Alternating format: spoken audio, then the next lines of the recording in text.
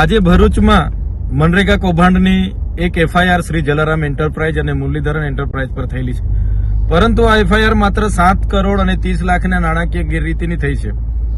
ત્યારે સવાલ એ થાય છે કે આ એજન્સીઓ દ્વારા વર્ષે જ 70 કરોડના નાણાં એજન્સીઓને ચૂકવવામાં આવ્યા છે। ત્યારે આગલા વર્ષોમાં અને પાછલા વર્ષોની તમામ તાલુકાની કામગીરીની જો તટસ્થ તપાસ કરવામાં આવે તો આ જલારામ એન્ટરપ્રાઇઝ એજન્સી દ્વારા કોઈપણ જગ્યાએ કોઈપણ જાતનું મટીરીયલ સપ્લાય કર્યું નથી, રોયલ્ટીવાળા બિલો મૂક્યા નથી, જીએસટીવાળા બિલો મૂક્યા નથી, છતાં કેટલાક નેતાઓના દબાણથી, અધિકારીઓ અને મિલીભગતથી કરોડો રૂપિયાના ટ્રાન્સફર આ એજન્સીના ખાતામાં કરવામાં આવ્યા છે।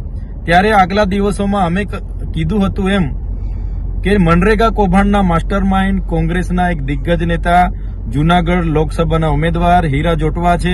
આ બંને એજન્સી હીરા જોટવાની છે, એમની સાથે રહેનારા મેનેજર અને સુપરવાઇઝરને પ્રોપ્રાઇટર બનાવીને આ કૌભાંડો થયા છે। નર્મદા જિલ્લામાં પણ આવી જ રીતના 3 વર્ષ 2020-21, 21-22 અને 22-23માં આ જલારામ એન્ટરપ્રાઇઝના એકાઉન્ટમાં 400 કરોડ રૂપિયા જમા કરવામાં આવ્યા છે। એવી રીતના દાહોદ, પંચમહાલ અને છોટાઉદેપુરમાં પણ જમા કરવામાં આવ્યા છે। ત્યારે ભરૂચમાં પણ તટસ્થ તપાસ થાય અને ગમે એવા ચમરબંધી નેતાઓ હોય કે અધિકારીઓ હોય એમને પણ આમાં આરોપી બનાવવામાં આવે એવી અમારી માંગણી છે।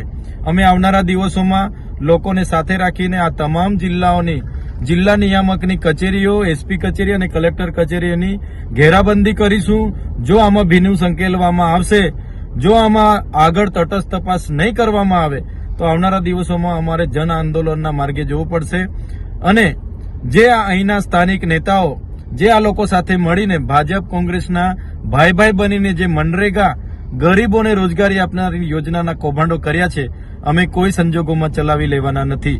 ધન્યવાદ।